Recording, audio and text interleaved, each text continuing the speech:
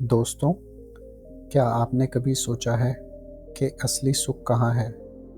क्या ये आपके अतीत की यादों में है या आने वाले भविष्य की चिंताओं में?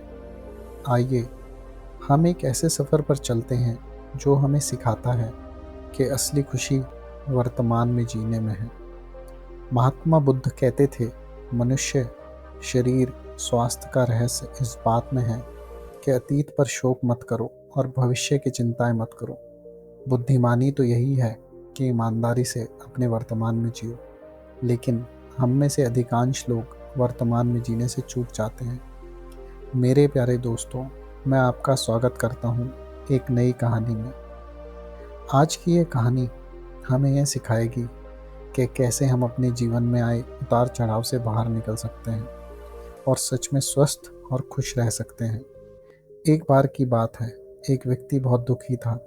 वह एक पहाड़ पर अकेला बैठकर रो रहा था। तभी वहां से कुछ बौद्ध भिक्षु गुजरे। उन्होंने उस व्यक्ति को रोते हुए देखा और उसके पास जाकर पूछा, क्या तुम्हें अपनी जान लेने का विचार मन में आ रहा है? व्यक्ति ने कहा, हाँ, मैं ऐसा सोच रहा हूँ।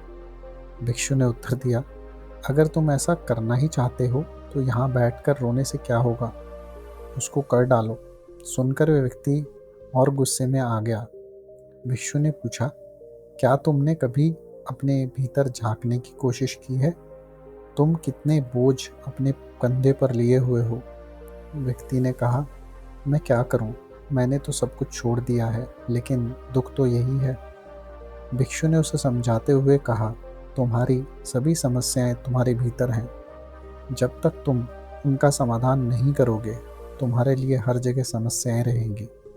उस व्यक्ति ने पहली बार अपने भीतर की स्थिति को समझा और भिक्षु के चरणों पर गिर पड़ा। व्यक्ति ने बताया कि उसके व्यापार में नुकसान हुआ और घर वाले उससे नाराज हो गए। भिक्षु ने उस व्यक्ति से कहा, क्या तुम्हारी खुशियाँ और दुख इस बात पर निर्भर करते हैं कि दूसरे लोग क्या सोचते हैं? व्यक्ति ने कहा, हाँ, मेरा मित्र हमेशा मुझसे बेहतर व्यापार करता रहा और इसकी वजह से मैं दुखी रहा। भिक्षु ने कहा, तुम्हारी खुशियाँ दूसरों पर निर्भर नहीं होनी चाहिए। जब तक तुम दूसरों से उम्मीद रखते हो, तुम दुखी रहोगे। उस व्यक्ति ने भिक्षु की बात समझी और कहा, अब से मैं अपनी खुशियाँ और दुखों का जिम्मा अपने हाथों में लूँगा। व्यक्ति ने एक नया कारोबार शुरू किया और उसकी मेहनत रंग लाई। उसका व्यापार फलने फूलने लगा। उसने सीखा कि उससे अपने परिवार की खुशी का जिम्मा अपने हाथों में लेना है। परंतु एक समय ऐसा भी आया जब उसका व्यापार फिर से मंदा पड़ गया।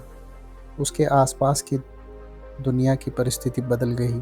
वह एक बार फिर से निराश हो गया, लेकिन अब उसके पास अपने अंदर की शक्ति थी जिसे उसने भिक्षु से सीखा था और इस वजह से वह व्यथित नहीं हुआ।